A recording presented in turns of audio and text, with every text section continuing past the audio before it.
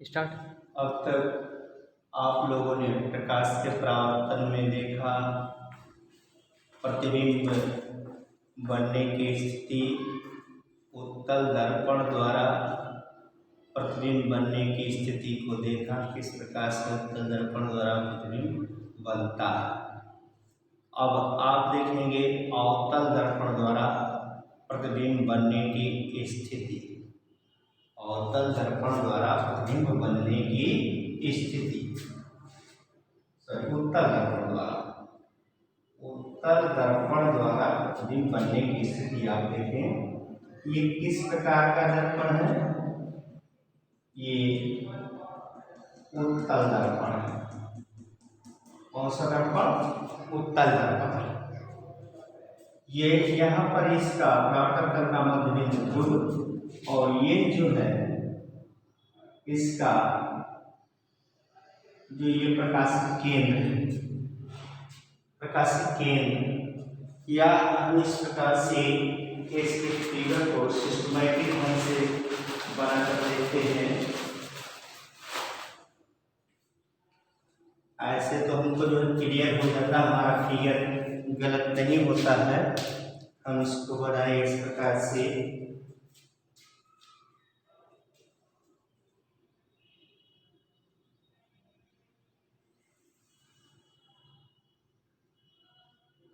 ये जो है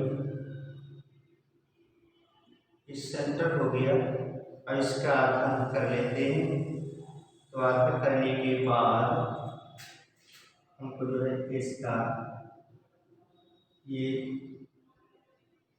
लगभग यहाँ पर फोकस मिल जाता है। ये सेंटर हो गया, ये पी हो गया। तो इस प्रकार से ध्रुव और वक्रता केंद्र से होकर जाने वाली रेखा को मुख्य अक्ष कहते हैं। इसको आप जानते हैं। इसको जो हम इस प्रकार से इंडिकेट कर देते हैं कि दर्पण का किस प्रकार का है।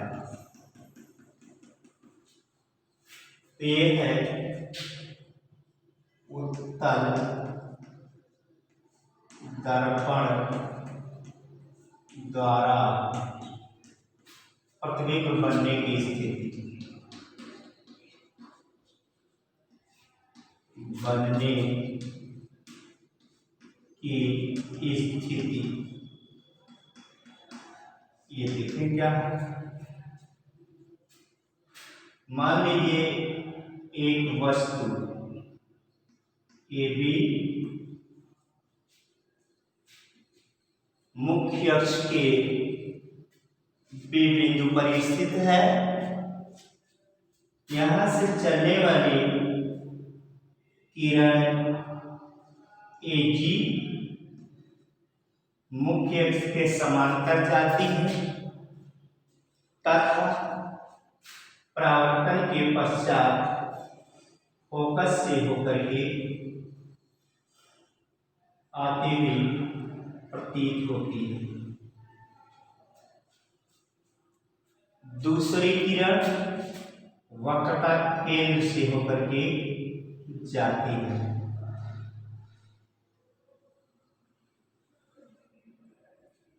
वक्रता केंद्र से होकर जाती है। अब इसके द्वारा क्या है, जहां पर ये दोनों किरणें AC और GF एक दूसरे को काट रही है, वहीं पर बस AB का प्रतिबिंब बनता है। एक बिंदु A1 पर काट रही है, यहीं पर वस्तु AB का प्रतिबिंब A1 B1 बनता है। यह प्रतिबिंब कैसा है? यह प्रतिबिंब आभासी है, आकार में वस्तु से छोटा है और सीधा है। तो इस प्रकार से अगर आपसे प्रश्न पूछा जाए कि उत्तल दर्पण द्वारा प्रतिबिंब बनने की स्थिति का सचित्र वर्णन कीजिए, तो आप इस तरह से लिखेंगे, चित्र बना लेंगे। मान लिया ये भी एक वस्तु है जो मुख्य अक्ष के बिंदु बी पर स्थित है। ए बी वस्तु के बिंदु ए से चलने वाली प्रकाश की किरण ए जी मुख्य अक्ष के समांतर जाती है तथा परावर्तन के पश्चात मुख्य फोकस से होकर जाती है। दूसरी किरण ऐसी वक्रता केंद्र से होकर जाती है। ये दोनों किरणें एक दूसरे को बिंदु A1 पर काटती है, जहां पर वस्तु AB का प्रतिबिंब A1 B1 बनता है। यह प्रतिबिंब आभासी सीधा आकार में वस्तु से छोटा बनता है। इस प्रकार से आपने देखा उत्तल दर्पण और अवतल दर्पण द्वारा प्रतिबिंब बनने की स्थिति। अब आपसे कुछ प्रश्न हैं जो आपके पेपर्स में पूछे जाते हैं। जैसे है प्रश्न है आपका कि वक्रता केंद्र एवं फोकस दूरी में क्या संबंध है। वक्रता केंद्र वक्रता त्रिज्या एवं फोकस दूरी में क्या संबंध है, प्रश्न पूछा गया है। तो जहां पर हमने आपको बताया है F equal to R/2, F equal to R/2, ये जो है फोकस दूरी और वक्रता त्रिज्या में संबंध है। एक दूसरा प्रश्न है कि वायु में गमन करती प्रकाश की एक किरण, वायु में गमन करती प्रकाश की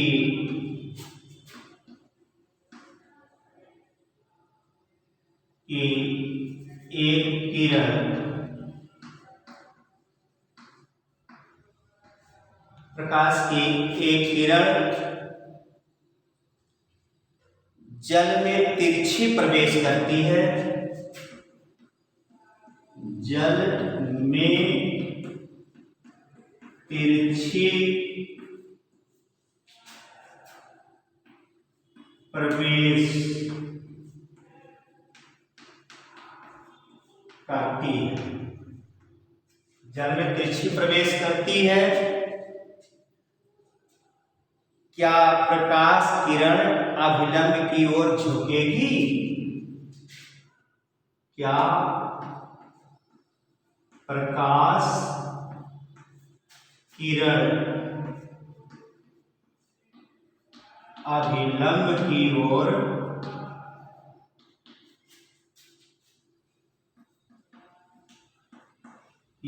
झुकेगी?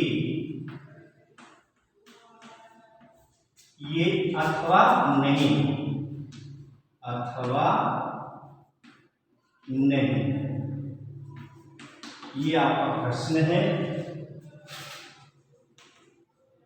तो आपका उत्तर हो जाएगा प्रकाश की किरण अभिलंब की ओर झुकेगी, क्योंकि विरल माध्यम वायु से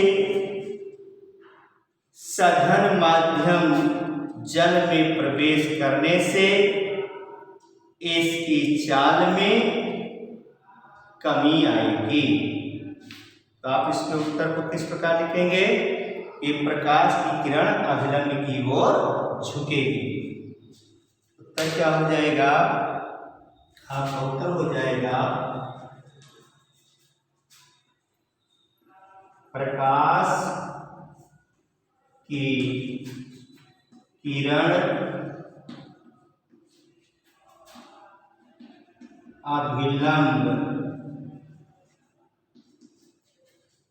की ओर झुकेगी। किसकी ओर झुकेगी? अभिलंब की ओर झुकेगी, क्योंकि विरल वायु कैसा विरल माध्यम है, क्योंकि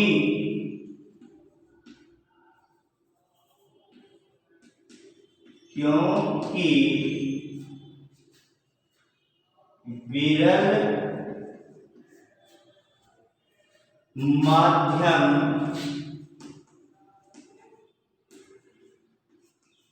वायु से सघन माध्यम जल में प्रवेश करने पर इसकी चाल में कमी आएगी।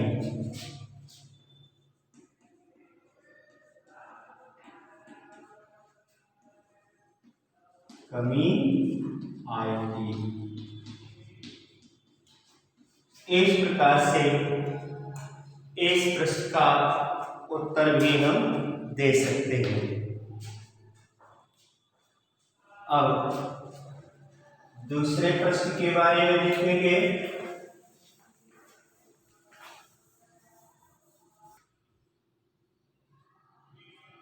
देखिए, आपके लिए प्रश्न था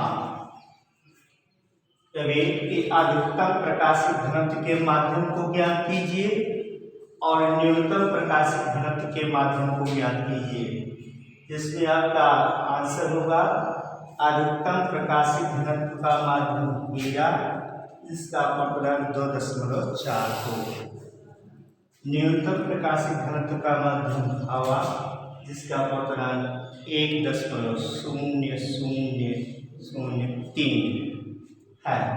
अब आपसे एक प्रश्न और है, जैसे आपको जो है केरोसिन, तारपीन, मिट्टी का तेल, जल दिया गया है, यानी कि अब केरोसिन, तारपीन का तेल और जल। प्रश्न है कि प्रकाश का चाल अधिकतम किस माध्यम में जो है गति करता है, जिसका अपवर्तनांक सबसे कम होगा, उसी माध्यम में प्रकाश तीव्र गति से गमन करता है, चलता है। जैसे आप देखेंगे इसका केरोसिन का 1.44, तारपीन का तेल है, तारपीन का 1.47 है, और जल का अपवर्तनांक जो है वो 1.33। ये जो है ये ज्ञात होना चाहिए आपको कि केरोसिन का अपवर्तनांक कितना है, तारपीन का और इसका। तो तीनों की आप तुलना कर लीजिए तो आप देखेंगे कि इसका 1.44, इसका 1.47, इसका 1.33 है। तो इस तरह से जो अपवर्तनांक है, सबसे कम अपवर्तनांक जो है वो जल का है, आता है। जल में प्रकाश की चाल सबसे अधिक होगी। इसी के साथ फिर आपको अगला टॉपिक बताएंगे और आप लोग जो है अच्छी तरह से अध्ययन कीजिए इसका। धन्यवाद।